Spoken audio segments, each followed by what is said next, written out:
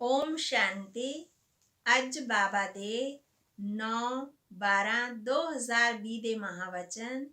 ਬਾਬਾ ਨੇ ਅੱਜ ਆਪਣੇ ਬੱਚਿਆਂ ਨੂੰ ਕਿਹਾ, ਮਿੱਠੇ ਬੱਚੇ, ਜੋ ਸੰਕਲਪ ਈਸ਼ਵਰੀ ਸੇਵਾ ਅਰਥ ਚੱਲਦਾ ਹੈ ਉਸ ਨੂੰ ਸ਼ੁੱਧ ਸੰਕਲਪ ਜਾਂ ਨਿਰਸੰਕਲਪ ਹੀ ਕਹਾਂਗੇ, ਵਿਅਰਥ ਨਹੀਂ। ਫਿਰ ਬਾਬਾ ਨੇ ਪ੍ਰਸ਼ਨ ਵਿੱਚ ਕਿਹਾ, ਵਿਕਰਮਾਂ ਤੋਂ ਬਚਣ ਲਈ ਕਿਹੜੀ ਫਰਜ਼ ਅਦਾਈ ਪਾਲਣ ਕਰਨ ਵੀ ਅਨਾਸਕਤ ਰਹੋ, ਕਰਨ ਵਿੱਚ ਅਨਾਸਕਤ ਰਹੋ। ਕਿਹੜੀ ਫਰਜ਼ ਅਦਾਈ ਬਾਬਾ ਨੇ ਦੱਸਿਆ। ਉੱਤਰ ਵਿੱਚ ਕਿਹਾ, ਮਿੱਤਰ ਸੰਬੰਧੀਆਂ ਦੀ ਸੇਵਾ ਬੇਸ਼ੱਕ ਕਰੋ, ਪਰੰਤੂ ਅਲੌਕਿਕ ਈਸ਼ਵਰੀय ਦ੍ਰਿਸ਼ਟੀ ਰੱਖ ਕੇ ਕਰੋ। ਇਸ ਵਿੱਚ ਮੋਹ ਦੀ ਰਗ ਨਹੀਂ ਜਾਣੀ ਚਾਹੀਦੀ। ਜੇ ਕਿਸੇ ਵਿਕਾਰੀ ਸੰਬੰਧ ਤੋਂ ਸੰਕਲਪ ਵੀ ਚੱਲਦਾ ਹੈ ਤਾਂ ਉਹ ਵਿਕਰਮ ਬਣ ਜਾਂਦਾ ਹੈ। ਇਸ ਲਈ ਅਨਾਸਕਤ ਹੋ ਕੇ, ਇੱਕਦਮ ਨਿਆਰੇ ਹੋ ਕੇ, ਅਨਾਸਕਤ ਹੋ ਕੇ ਫਰਜ਼ ਅਦਾਈ ਪਾਲਨ ਕਰੋ। ਜਿੰਨਾ ਹੋ ਸਕੇ ਦੇਹੀ ਅਭਿਮਾਨੀ ਰਹਿਣ ਦਾ ਪੁਰਸ਼ਾਰਥ ਕਰੋ। ਓਮ ਸ਼ਾਂਤੀ। ਅੱਜ ਬੱਚਿਆਂ ਨੂੰ ਸੰਕਲਪ, ਵਿਕਲਪ, ਨਿਰਵਿਕਲਪ ਅਰਥਾਤ ਕਰਮ, ਅਕਰਮ ਅਤੇ ਵਿਕਰਮ ਤੇ ਸਮਝਾਇਆ ਜਾਂਦਾ ਹੈ। ਜਦੋਂ ਤੱਕ ਤੁਸੀਂ ਇੱਥੇ ਹੋ ਉਦੋਂ ਤੱਕ ਤੁਹਾਡੇ ਸੰਕਲਪ ਜ਼ਰੂਰ ਚੱਲਣਗੇ। ਸੰਕਲਪ ਧਾਰਨ ਕੀਤੇ ਬਿਨਾ ਕੋਈ ਵੀ ਮਨੁੱਖ ਇੱਕ ਪਲ ਵੀ ਰਹਿ ਨਹੀਂ ਸਕਦਾ। ਹੁਣ ਇਹ ਸੰਕਲਪ ਇੱਥੇ ਵੀ ਚੱਲਣਗੇ, ਸਤਯੁਗ ਵਿੱਚ ਵੀ ਚੱਲਣਗੇ ਅਤੇ ਅਗਿਆਨ ਕਾਲ ਵਿੱਚ ਵੀ ਚੱਲਦੇ ਹਨ। ਪਰੰਤੂ ਗਿਆਨ ਵਿੱਚ ਆਉਣ ਨਾਲ ਸੰਕਲਪ ਨਹੀਂ, ਕਿਉਂਕਿ ਤੁਸੀਂ ਪਰਮਾਤਮਾ ਦੀ ਸੇਵਾ ਅਰਥ ਨਮਿੱਤ ਬਣੇ ਹੋ। ਤਾਂ ਜੋ ਯੱਗ ਅਰਥ ਸੰਕਲਪ ਚੱਲਦਾ, ਉਹ ਸੰਕਲਪ ਨਹੀਂ, ਉਹ ਨਿਰਸੰਕਲਪ ਹੀ ਹੈ। ਸਾਡੀ ਉਹਦੇ ਵਿੱਚ એનર્ਜੀ ਖਰਚ ਨਹੀਂ ਹੁੰਦੀ ਬਲਕਿ ਜਮਾ ਹੁੰਦੀ ਹੈ, ਨਿਰਸੰਕਲਪ ਹੈ। ਬਾਕੀ ਜੋ ਫਾਲਤੂ ਸੰਕਲਪ ਚੱਲਦੇ ਹਨ ਅਰਥਾਤ ਕਲਯੁਗੀ ਸੰਸਾਰ ਅਤੇ ਕਲਯੁਗੀ ਮਿੱਤਰ ਸੰਬੰਧੀਆਂ ਦੇ ਪ੍ਰਤੀ ਚੱਲਦੇ ਹਨ, ਉਹ ਵਿਕਲਪ ਕਹੇ ਜਾਂਦੇ ਹਨ, ਜਿਸ ਨਾਲ ਵਿਕਰਮ ਬਣਦੇ ਹਨ ਅਤੇ ਵਿਕਰਮਾਂ ਤੋਂ ਦੁੱਖ ਪ੍ਰਾਪਤ ਹੁੰਦਾ ਹੈ। ਬਾਕੀ ਜੋ ਯੱਗ ਪ੍ਰਤੀ ਜਾਂ ਈਸ਼ਵਰੀय ਸੇਵਾ ਪ੍ਰਤੀ ਸੰਕਲਪ ਚੱਲਦਾ ਹੈ ਉਹ ਗੋਇਆ ਨਿਰਸੰਕਲਪ ਹੋ ਗਿਆ। ਸ਼ੁੱਧ ਸੰਕਲਪ ਸਰਵਿਸ ਪ੍ਰਤੀ ਬੇਸ਼ੱਕ ਚੱਲਣ। ਦੇਖੋ, ਬਾਬਾ ਇੱਥੇ ਬੈਠੇ ਹਨ ਤੁਹਾਨੂੰ ਬੱਚਿਆਂ ਨੂੰ ਸੰਭਾਲਣ ਦੇ ਲਈ। ਉਹਨਾਂ ਦੀ ਸਰਵਿਸ ਕਰਨ ਅਰਥ ਮਾਂ-ਬਾਪ ਦਾ ਸੰਕਲਪ ਤਾਂ ਜ਼ਰੂਰ ਚੱਲੇਗਾ ਨਾ। ਬ੍ਰਹਮਾ ਬਾਬਾ ਮੰਮਾ ਦਾ ਵੀ ਸੰਕਲਪ ਚੱਲਿਆ ਬੱਚਿਆਂ ਦੇ ਪ੍ਰਤੀ, ਪਰੰਤੂ ਇਹ ਸੰਕਲਪ ਨਹੀਂ, ਇਸ ਨਾਲ ਕੋਈ ਵਿਕਰਮ ਨਹੀਂ ਬਣਦਾ।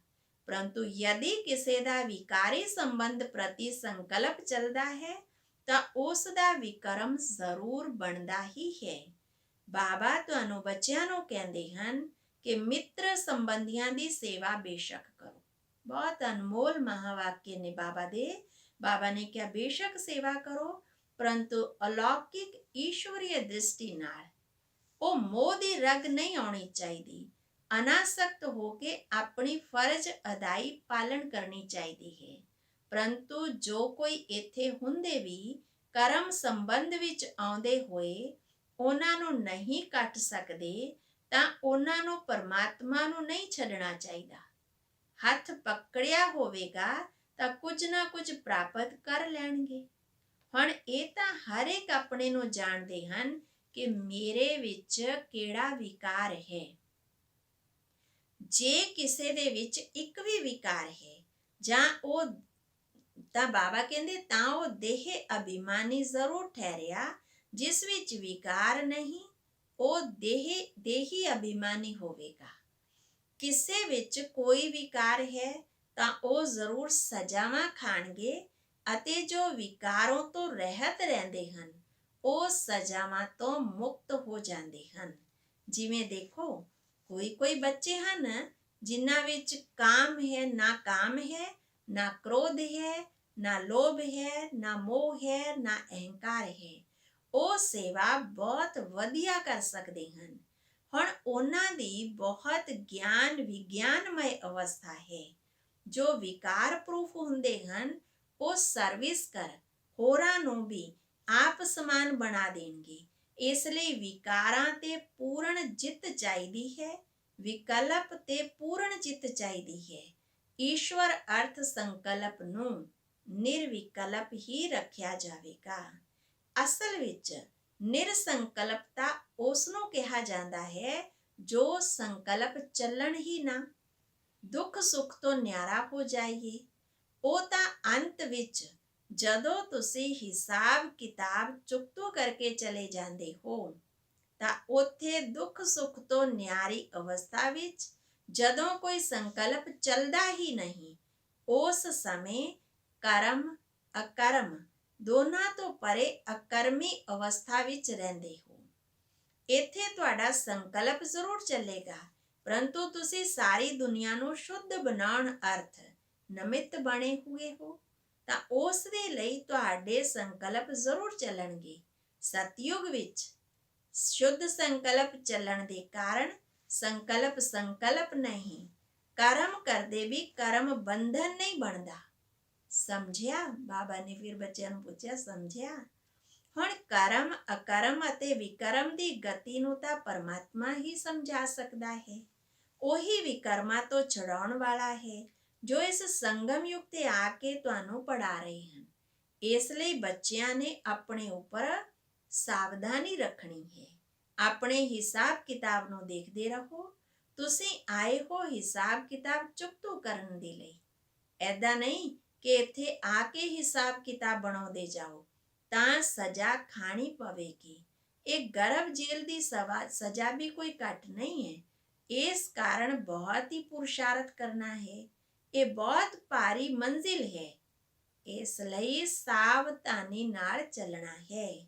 ਵਿਕਲਪਾਂ ਦੇ ਉੱਤੇ ਜਿੱਤ ਪਾਉਣੀ ਹੈ ਜ਼ਰੂਰ। ਹੁਣ ਕਿੰਨੇ ਤੱਕ ਵਿਕਲਪਾਂ ਤੇ ਜਿੱਤ ਪਾਈ ਹੈ, ਕਿੰਨੇ ਤੱਕ ਇਸ ਨਿਰਸੰਕਲਪ ਅਰਥਾਤ ਦੁੱਖ ਸੁੱਖ ਤੋਂ ਨਿਆਰੀ ਅਵਸਥਾ ਵਿੱਚ ਰਹਿੰਦੇ ਹੋ, ਇਹ ਤਾਂ ਤੁਸੀਂ ਬੱਚੇ ਹੀ ਜਾਣਦੇ ਹੋ। ਬਾਬਾ ਕਹਿੰਦੇ ਜਾਣਦੇ ਰਹੋ। ਜੋ ਖੁਦ ਨੂੰ ਨਹੀਂ ਸਮਝ ਸਕਦੇ ਉਹ ਮੰਮਾ ਬਾਬਾ ਤੋਂ ਪੁੱਛ ਸਕਦੇ ਹਨ, ਕਿਉਂਕਿ ਤੁਸੀਂ ਵਾਰਿਸ ਹੋ ਉਹਨਾਂ ਦੇ, ਤਾਂ ਉਹ ਦੱਸ ਸਕਦੇ ਹਨ। ਅਗਲੀ ਪੁਆਇੰਟ ਵਿੱਚ ਬਾਬਾ ਕਹਿ ਰਹੇ, ਇਹ ਨਿਸ਼ਚੈ ਜਾਣਨਾ। ਬਾਬਾ ਕਹਿੰਦੇ ਇਹ ਜ਼ਰੂਰ ਜਾਣਨਾ ਹੈ ਕਿ ਜੋ ਕੋਈ ਇਸ ਈਸ਼ਵਰੀ ਯੱਗ ਦੇ ਵਿੱਚ ਛਿਪਾ ਕੇ ਕੰਮ ਕਰਦਾ ਹੈ, ਮਾਨਾ ਲੁਕੋ ਕੇ ਕਿੰਨਾ ਵੀ ਛੁਪਣ ਦੀ ਕੋਸ਼ਿਸ਼ ਕਰੇ, ਕੋਈ ਵੀ ਏਦਾਂ ਦਾ ਕੰਮ ਕਰਦਾ ਹੈ, ਤਾਂ ਉਸ ਨੂੰ ਜਾਨੀ ਜਾਣਨਹਾਰ ਬਾਬਾ ਦੇਖ ਲੈਂਦਾ ਹੈ। ਉਹ ਫਿਰ ਆਪਣੇ ਸਾਕਾਰ ਸਰੂਪ ਬਾਬਾ ਨੂੰ ਟੱਚ ਕਰਦਾ ਹੈ। ਸਾਵਧਾਨੀ ਦੇਣ ਅਰਥ ਤਾਂ ਕੋਈ ਵੀ ਗੱਲ ਛਿਪਾਉਣੀ ਨਹੀਂ ਚਾਹੀਦੀ। ਬੇਸ਼ੱਕ ਭੁੱਲਾਂ ਹੁੰਦੀਆਂ ਹਨ, ਪਰੰਤੂ ਉਸ ਨੂੰ ਦੱਸਣ ਨਾਲ ਹੀ ਅੱਗੇ ਦੇ ਲਈ ਬਚ ਸਕਦੇ ਹੋ। ਇਸ ਲਈ ਸਾਵਧਾਨ ਬੱਚੇ, ਸਾਵਧਾਨ ਰਹਿਣਾ। ਤੁਹਾਡੇ ਕੋਲ ਜੋ ਨਵੇਂ ਜਗਿਆਸੂ ਆਉਂਦੇ ਹਨ, ਉਹਨਾਂ ਨੂੰ ਪੁੱਛਣਾ ਚਾਹੀਦਾ ਹੈ ਤੁਸੀਂ ਇੱਥੇ ਕੀ ਪੜ੍ਹਦੇ ਹੋ। ਬਾਬਾ ਕਹਿੰਦੇ ਪੁੱਛਣਾ ਚਾਹੀਦਾ ਹੈ ਕਿ ਤੁਸੀਂ ਇੱਥੇ ਕੀ ਪੜ੍ਹਦੇ ਹੋ, ਇਸ ਨਾਲ ਕੀ ਸਟੇਟਸ ਮਿਲਦੀ ਹੈ, ਕੀ ਪਦਵੀ ਮਿਲਦੀ ਹੈ। ਉਸ ਕਾਲਜ ਵਿੱਚ ਪੜ੍ਹਨ ਵਾਲੇ ਤਾਂ ਦੱਸਦੇ ਹਨ ਕਿ ਡਾਕਟਰ ਬਣ ਰਹੇ ਹਾਂ, ਇੰਜੀਨੀਅਰ ਬਣ ਰਹੇ ਹਾਂ, ਤਾਂ ਉਸ ਤੇ ਵਿਸ਼ਵਾਸ ਕਰਨਗੇ ਨਾ ਕਿ ਇਹ ਬਰੋਬਰ ਪੜ੍ਹ ਰਹੇ ਹਨ। ਤਾਂ ਇੱਥੇ ਵੀ ਪਦਵੀਆਂ ਦੱਸਦੇ ਹਾਂ ਕਿ ਇਹ ਹੈ ਦੁੱਖ ਦੀ ਦੁਨੀਆ, ਜਿਸ ਨੂੰ ਨਰਕ, ਹੈਲ ਜਾਂ ਡੇਵਿਲ ਵਰਲਡ ਕਹਿੰਦੇ ਹਨ। ਬਾਬਾ ਕਹਿੰਦੇ ਉਹਨਾਂ ਦੇ ਫਿਰ ਅਗਲਾ ਅੰਗੇਸਟ ਸ਼ਬਦ ਹੈ। ਬਾਬਾ ਕਹਿੰਦੇ ਹੈਵਨ ਅਥਵਾ ਡੀਟੀ ਵਰਲਡ, ਜਿਸ ਨੂੰ ਸਵਰਗ ਕਿਹਾ ਜਾਂਦਾ ਹੈ। ਅੱਗੇ ਬਾਬਾ ਕਹਿ ਰਹੇ ਅਗਲੀ ਪੁਆਇੰਟ ਵਿੱਚ, ਕੋਈ ਨੂੰ ਇਹ ਗਿਆਨ ਸੁਣਨ ਦੇ ਬਦਲੇ ਸ਼ਾਂਤੀ ਹੀ ਅੱਛੀ ਲੱਗਦੀ ਹੈ, ਕਿਉਂਕਿ ਬਹੁਤ ਹਨ ਜੋ ਗਿਆਨ ਵੀ ਨਹੀਂ ਉਠਾ ਸਕਦੇ। ਇੰਨਾ ਸਮਾਂ ਕਿੱਥੇ ਹਨ। ਬਸ ਇਸ ਅਲਫ ਨੂੰ ਵੀ ਜਾਣ ਕੇ ਸਾਇਲੈਂਸ ਵਿੱਚ ਰਹਿਣ, ਸ਼ਾਂਤੀ ਵਿੱਚ ਰਹਿਣ, ਉਹ ਵੀ ਅੱਛਾ ਹੈ। ਜਿਵੇਂ ਸੰਨਿਆਸੀ ਵੀ ਪਹਾੜਾਂ ਦੀਆਂ ਕੰਦਰਾਵਾਂ ਵਿੱਚ ਜਾ ਕੇ, ਗੁਫਾਵਾਂ ਵਿੱਚ ਜਾ ਕੇ ਪਰਮਾਤਮਾ ਦੀ ਯਾਦ ਵਿੱਚ ਬੈਠਦੇ ਹਨ। ਏਦਾਂ ਹੀ ਪਰਮਾਤਮਾ, ਪਰਮ ਪਿਤਾ ਪਰਮਾਤਮਾ ਦੀ ਉਸ ਸੁਪਰੀਮ ਲਾਈਟ ਦੀ ਯਾਦ ਵਿੱਚ ਰਹਿਣ ਤਾਂ ਵੀ ਬਾਬਾ ਕਹਿੰਦੇ ਬਹੁਤ ਅੱਛਾ ਹੈ। ਤਾਂ ਬਾਬਾ ਨੇ ਆ ਕੇ ਤੁਹਾਨੂੰ ਕੀ ਬਣਾਇਆ? ਬਾਬਾ ਕਹਿ ਰਹੇ ਤੁਸੀਂ ਤਾਂ ਬੇਹੱਦ ਦਾ ਸੰਨਿਆਸ ਕਰਦੇ ਹੋ। ਉਹ ਸੰਨਿਆਸ ਕਰਦੇ ਹੀ ਸੁਖ ਦੇ ਲਈ। ਮਹਾਤਮਾ ਕਦੇ ਦੁਖੀ ਨਹੀਂ ਹੁੰਦੇ। ਰਾਜਾ ਵੀ ਸੰਨਿਆਸ ਕਰਦੇ ਤਾਂ ਤਾਜ ਆਦਿ ਸੁੱਟ ਦਿੰਦੇ ਨਾ। ਜਿਵੇਂ ਬਾਬਾ ਨੇ ਮਿਸਾਲ ਦਿੱਤਾ ਕਿ ਗੋਪੀ ਚੰਦ ਰਾਜਾ ਵਗੈਰਾ ਹੋਏ ਤਾਂ ਉਹਨਾਂ ਨੇ ਸੰਨਿਆਸ ਕੀਤਾ, ਤਾਂ ਜ਼ਰੂਰ ਇਸ ਵਿੱਚ ਸੁਖ ਹੈ ਨਾ। ਅੱਛਾ, ਫਿਰ ਬਾਬਾ ਨੇ ਯਾਦ ਪਿਆਰ ਦਿੱਤਾ ਮਿੱਠੇ ਮਿੱਠੇ ਬੱਚਿਆਂ ਪ੍ਰਤੀ। ਮਾਤ ਪਿਤਾ ਬਾਪ ਦਾਦਾ ਦਾ ਯਾਦ ਪਿਆਰ ਅਤੇ ਗੁੱਡ ਮਾਰਨਿੰਗ। ਰੂਹਾਨੀ ਬਾਪ ਦੀ ਰੂਹਾਨੀ ਬੱਚਿਆਂ ਨੂੰ ਨਮਸਤੇ। ਧਾਰਨਾ ਲਈ ਮੁੱਖ ਸਾਰ ਹੈ। ਪਹਿਲਾ ਹੈ ਕੋਈ ਵੀ ਉਲਟਾ ਕਰਮ ਕਰਕੇ ਛਿਪਾਉਣਾ ਨਹੀਂ ਹੈ। ਬਾਬਾ ਕਹਿੰਦੇ ਕੋਈ ਵੀ ਉਲਟਾ ਕਰਮ ਛਿਪਾ ਕੇ ਨਹੀਂ ਕਰਨਾ ਹੈ। ਬਾਪ ਦਾਦਾ ਤੋਂ ਕੋਈ ਵੀ ਗੱਲ ਛਿਪਾਉਣੀ ਨਹੀਂ ਹੈ। ਸੱਚ ਬੋਲ ਕੇ ਦੱਸ ਦਵਾਂਗੇ ਤਾਂ ਅੱਛਾ ਹੈ। ਬਾਕੀ ਬਾਬਾ ਜਾਣਦਾ ਤਾਂ ਹੈ ਕਿ ਅਸੀਂ ਕੀ ਕਰ ਰਹੇ ਹਾਂ। ਤਾਂ ਬਾਪ ਦਾਦਾ ਤੋਂ ਕੋਈ ਵੀ ਗੱਲ ਛਿਪਾਉਣੀ ਨਹੀਂ ਹੈ। ਬਹੁਤ ਬਹੁਤ ਸਾਵਧਾਨ ਰਹਿਣਾ ਹੈ। ਦੂਸਰਾ, ਸਟੂਡੈਂਟ ਸ਼ੋਜ਼ ਮਾਸਟਰ, ਮਾਨਾ ਜਿਹੜੇ ਵਿਦਿਆਰਥੀ ਹਨ ਉਹ ਆਪਣੇ ਟੀਚਰ ਦਾ ਨਾਮ ਸ਼ੋ ਕਰਦੇ ਹਨ। ਜੋ ਪੜ੍ਹਿਆ ਹੈ ਉਹ ਦੂਜਿਆਂ ਨੂੰ ਪੜ੍ਹਾਉਣਾ ਹੈ। ਐਵਰ ਹੈਪੀ ਗॉड ਦੇ ਬੱਚੇ ਹੋ। ਇਸ ਸਮ੍ਰਿਤੀ ਨਾਲ ਅਪਾਰ ਖੁਸ਼ੀ ਵਿੱਚ ਰਹਿਣਾ ਹੈ। ਵਰਦਾਨ ਹੈ ਹਰ ਆਤਮਾ ਨੂੰ ਉੱਚਾ ਉਠਾਉਣ ਦੀ ਭਾਵਨਾ ਤੋਂ ਰਿਗਾਰਡ ਦੇਣ ਵਾਲੇ ਸ਼ੁਭ ਚਿੰਤਕ ਭਵ। ਹਰ ਆਤਮਾ ਦੇ ਪ੍ਰਤੀ ਸ੍ਰੇਸ਼ਟ ਭਾਵਨਾ ਅਰਥਾਤ ਉੱਚਾ ਉਠਾਉਣ ਦੀ ਅਤੇ ਅੱਗੇ ਵਧਾਉਣ ਦੀ ਭਾਵਨਾ ਰੱਖਣਾ ਅਰਥਾਤ ਸ਼ੁਭ ਚਿੰਤਕ ਬਣਨਾ।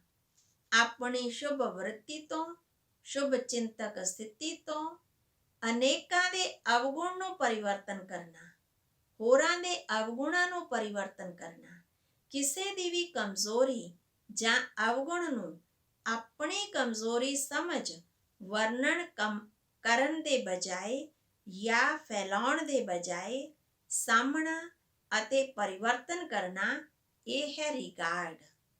ਵੱਡੀ ਗੱਲ ਨੂੰ ਛੋਟਾ ਬਣਾਉਣਾ, ਦਿਲ ਸ਼ਿਕਸਤ ਨੂੰ ਸ਼ਕਤੀਵਾਨ ਬਣਾਉਣਾ, ਉਹਨਾਂ ਦੇ ਸੰਗ ਦੇ ਰੰਗ ਵਿੱਚ ਨਹੀਂ ਆਉਣਾ, ਸਦਾ ਉਹਨਾਂ ਵਿੱਚ ਉਮੰਗ ਉਤਸ਼ਾਹ ਲੈ ਕੇ ਆਉਣਾ, ਇਹ ਹੈ ਰਿਗਾਰਡ।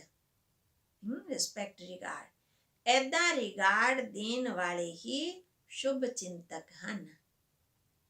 ਸਲੋਗਨ ਹੈ ਤਿਆਗ ਦਾ ਭਾਗ ਸਮਾਪਤ ਕਰਨ ਵਾਲਾ। ਤਿਆਗ ਦਾ ਭਾਗ ਸਮਾਪਤ ਕਰਨ ਵਾਲਾ ਪੁਰਾਣਾ ਸੁਭਾਅ ਸੰਸਕਾਰ ਹੈ। ਇਸ ਲਈ ਇਸ ਦਾ ਵੀ ਤਿਆਗ ਕਰੋ। ਅੱਛਾ, ਓਮ ਸ਼ਾਂਤੀ।